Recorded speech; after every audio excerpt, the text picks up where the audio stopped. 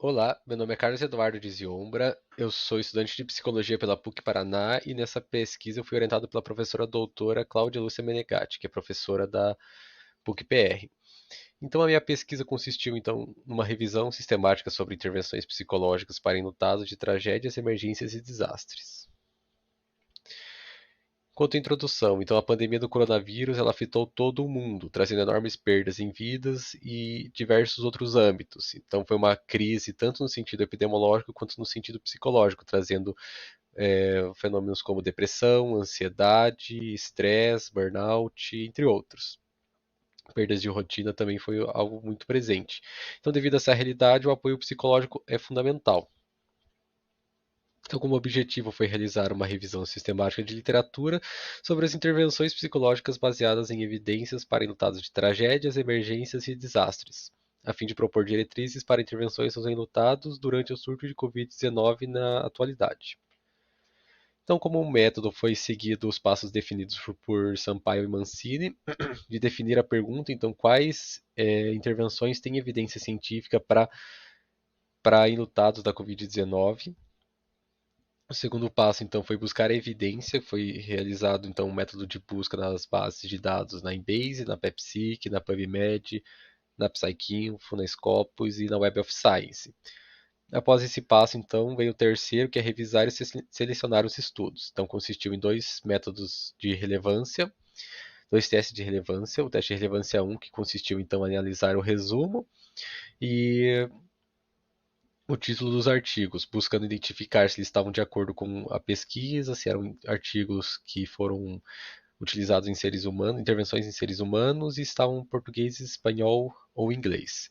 Então, após essa primeira filtragem, foi realizado então o teste de relevância 2, que objetivava analisar o método, os resultados e as discussões realizadas em cima de cada artigo, visando observar se elas estavam adequadas.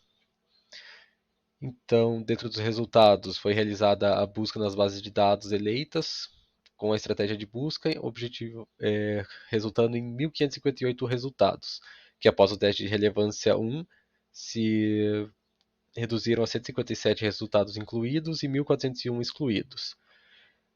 Após esse teste de relevância 1, artigos repetidos ou sem acesso foram excluídos, então resultaram em 56 exclusões, restando apenas 101, que após o teste de relevância 2 se reduziram a 14 artigos. Então essa é a primeira tabela dos artigos finais, então varia do ano de 2001 até o ano de 2021, que são os 14 principais artigos que embasaram essa pesquisa. Então, como resultados, foram encontrados que 8 estudos eram quase experimentais, 3 ensaios clínicos, 2 estudos de corte e um estudo de caso. O número médio de sessões utilizadas na intervenção foi de 8,15 sessões, sendo 8 intervenções individuais e 3 em grupo, e 3 em mistas, então individual e em grupo. Quanto à abordagem psicológica que norteava as intervenções, 6 mencionaram a abordagem cognitivo-comportamental como base para o desenvolvimento das intervenções. Frente à discussão, então, os principais resultados evidenciaram que a maioria das intervenções psicológicas foram divididas em sessões com temas específicos propostos para cada sessão, então, como apoio social, expressão de emoções, dificuldades no enfrentamento, estratégias de enfrentamento, estabelecimento de metas, redução de danos, luto e perda, assim como adversidades secundárias. Então, quanto às técnicas e estratégias utilizadas, destacam-se as estratégias de enfrentamento, uso de desenhos e escrita expressiva, psicoeducação, técnica de relaxamento e psicoterapia baseada em evidência. Referente à conclusão, então, a partir dessa revisão sistemática de literatura que foi desenvolvida, observa-se que existem poucos estudos clínicos e pesquisas voltadas para intervenções com enlutados de desastres, além desses artigos não descreverem cada etapa de intervenção, evidenciando assim uma distância entre a prática e a sistematização das pesquisas.